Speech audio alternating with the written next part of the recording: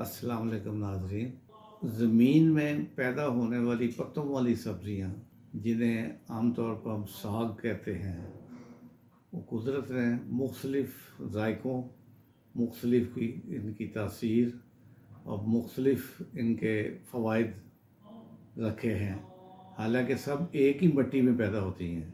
एक ऐसी अजीब बात है कि एक ही खेत, एक ही खलिहान, एक ही मिट्टी, एक ही इलाका, और उसमें उनके तासीर और उनके पत्तों की शक्लें और उनके रंग बिल्कुल मुख्तलिफ होते हैं। ये अल्लाह ताला की कैसी हिकमत है। और इंसान के लिए तमाम पत्तों वाली सब्ज़ियाँ इंतहाई फ़ायदा मंद समझी जाती हैं। आज मैं आपको एक और पत्तों वाली सब्ज़ी, जिसे हम कुल्फ़ा साग कहते हैं, कुल्फ़े का साग कहते हैं, इसकी खसूसियात बताता हूँ। कुल्फ़ा साग गोल पत्तों वाला होता है जो बड़े शौक़ से खाया जाता है। इसकी घनी घनी शाखें होती हैं। इसके जर्द रंग के फूल पत्तों के अंदर छुपे होते हैं, बाहर नज़र नहीं आते।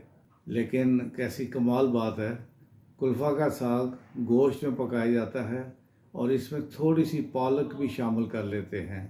इसका मिजाज भी पालक की तरह सर्द तर ही होता है, लेकिन पालक का अपना जायका जब इसमें शामिल हो जाता है तो इसके तासीर में फ़र्क आ जाता है।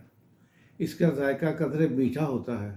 नाज़रीन, कुल्फ़ा का साग इंतहाई ज़ूद हज़म होता है और बहुत जल्दी ये हज़म हो जाता है।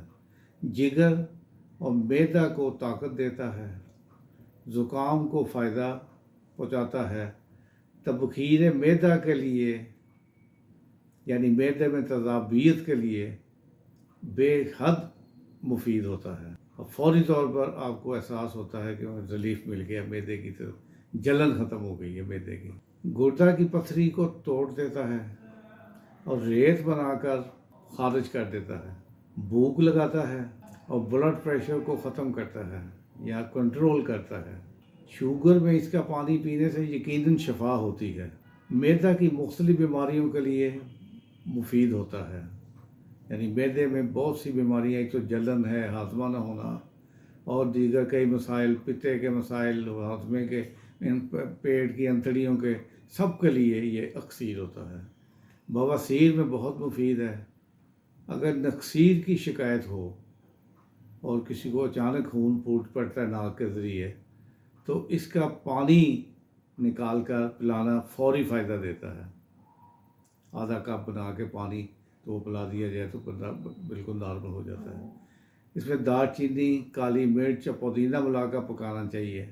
नाज़रीन, कल अल्लाह की किसी और नेमत के साथ हाजिर होंगे। आप चैनल को सब्सक्राइब करना ना भूलिए ताकि रोज़ाना आप अल्लाह की नेमतों से मुस्तफ़ीद होते रहें। हंसते वसते रहिए। अल्लाह हाफिज़। अस्सलाम वालेकुम।